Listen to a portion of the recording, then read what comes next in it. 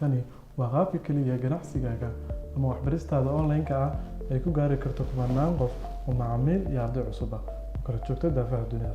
qaabkani waa digital marketing.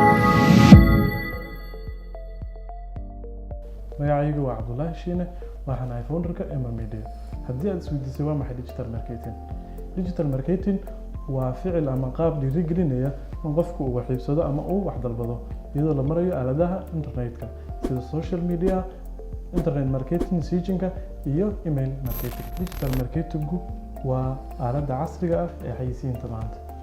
si loo sameeyo offer ama xayeysiin sax ah, waxaad u baahan tahay inaad xayeysiiso shayga saxda ah ama waxa aad doonaysid inaad dadka gaarsiisid, isla markaana aad ku xayeysiisid sida saxda ah adigoo maraya social media.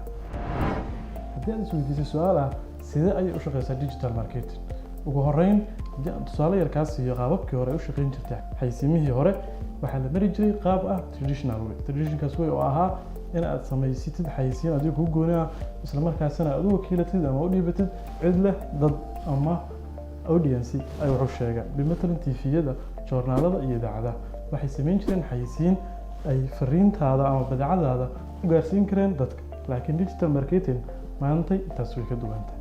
ugu horreyn waxa ugu horreeya lagaa rabo digital marketing si aad u samaysid waa online presence, ama inaad leedahay profiles, websites aad ku dhex leedahay degalada ay isticmaalaan baraha bulshada.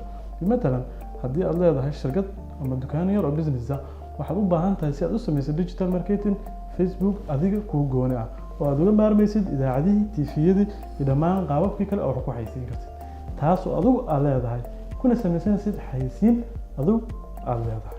haddii aan si kale kuugu sii bandhigo, weli digital marketing wuxuu kaa caawinayaa qaabka aad wax ku xayeysiisanaysid xitaa adigu in aad leedahay oo aadan cid kale u marin.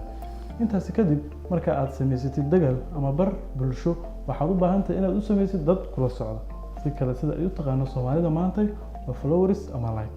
bimatalan haddii aad leedahay carwo yar oo fashionka ah, Instagram-kaaga marka aad samaysid account creating, kadibna akoonkaasi aad u qurxisid sida akoon ka shaqeeya ganacsi fashion, waa inaad u samaysaa dad xiiseeya dharka ama xayeysiisiya. taasina waa barnaamijka uu soo galayo loo yaqaano Soomaalidu taqaano promotion, oo ah in aad u heshid likes isla dadka targetka ku ah ee doonaya inay iibsadaan dharkaas. intaasi kadib waxaad u baahan tahay inaad heshid number dad ah oo maalin walba ficil kastoo aad samaysid ka falceliya. taasina waxaa la yiraahdaa inaad dadka ku abuurtid kalsooni si ay hadhow u noqdaan macaamiishaada mustaqbalka. marka laga soo tago intaas, aad heshid page ama presence aad online ku leedahay, dad kula socdo oo likes iyo followers ku ah, waxa u dambeeya aad u baahan tahay ayaad ah in aad alaabta adigu aad leedahay aad dadka ka gadid. taasina waxaa la yiraahdaa marketing funnel of digital marketing. qaabka ugu dambeeya waa qaabka sida weyn ay u shaqeyso Emma Media. Emma Media waxay kaa caawinaysaa inaad abuuratid dagal adiga kuu gooni ah oo aad ku leedahay presence online-ka ah. sidoo kale tan ay kaa caawiso in page-kaagu uu helo audience fara badan. isla qodobka saddexaadna oo ah gundhiga inay badeecadaada si casri ah ugu samayso xayeysiin.